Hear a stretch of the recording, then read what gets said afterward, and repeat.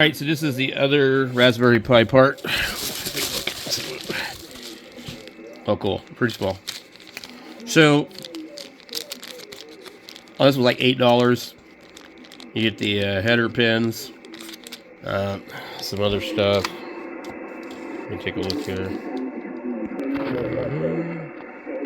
Okay, so they give us this little cheap-ass screwdriver.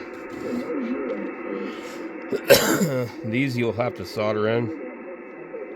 No big deal. A heat sink, some spacers,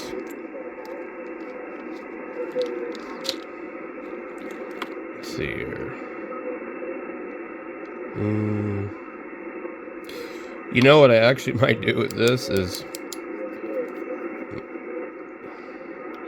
this would be great because you can take one of the other ones, keep the thing from hanging off the end of it.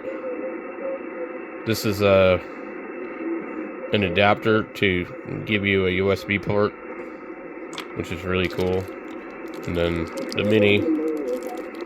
So I see them trying to charge $5 for these. I don't know about these, and they definitely charge $5 or $6 for these. And